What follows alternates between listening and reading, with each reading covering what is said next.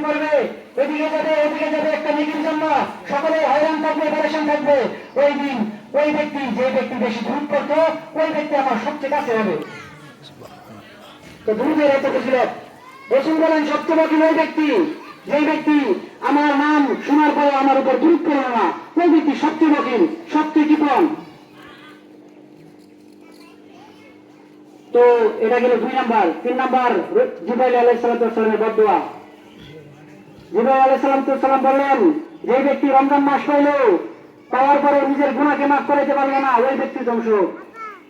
রাসূলুল্লাহ সাল্লাল্লাহু আলাইহি সাল্লাম বললেন আমিন। তো হাদিসের মধ্যে আছে, قال رسول الله صلى الله عليه وسلم من صام رمضان إيمانا واحتسابا غفر له ما تقدم من ذنبه।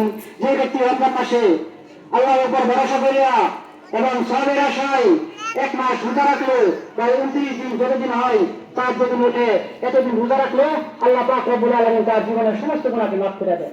সুবহানাল্লাহ। তো রাসূলুল্লাহ সাল্লাল্লাহু আলাইহি ওয়াসাল্লাম বলতেছেন, যে ব্যক্তি জিবরাইল আলাইহিস সালাম বলতে বললেন, যে ব্যক্তি রমজান মাস আসলো কিন্তু তার গুনাহকে মাফ করাইতে পারবে না, এরকম ভাবে যে ব্যক্তি তারাবি করে, আল্লাহ পাক রব্বুল আলামিন তাকে সমস্ত গুনাহ মাফ করে দেয়। তো এই এত কিছু করার পরেও যে ব্যক্তি রমজান মাসে তার গুনাহকে মাফ করাইতে পারবে না, ওই ব্যক্তি ধ্বংস। রাসূল বললেন আমিন। তো কাজে রমজান মাস এক পবিত্র মাস, মুবারক মাস, যে মাসে প্রতিদিন একজন নেতা, একজন ফেরেশতা ডাকতে থাকে, ইয়া বাগিয়াল খায়রি আকবিল ওয়া ইয়া বাগিয়াশ শাররি আকসির ওয়ালিল্লাহি তাকাউ মিনান নার। হে নেকি অন্বেষণকারীরা, তোমরা সামনে অগ্রসর হও, আরো ইবাদত করো, রোজা রাখছো, তারাবি করছো, তাহাজ্জুদ করো, নফল ইবাদত করো, আরো ইবাদত করো, আরো ইবাদত করো।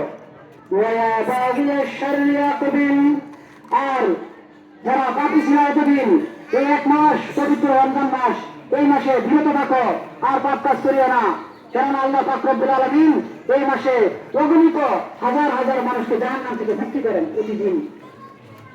আর এরকম ভাবে প্রতি রাত্রি এই রাত্রিওয়ালা এরকম ভাবে ডাকতে থাকে।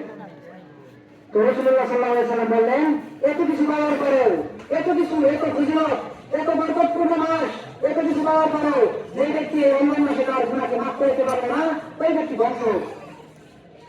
তো কাজে এই রমজান মাসের ও আমাদের সামনে দিকে চলে গেছে। কয়টা শোনা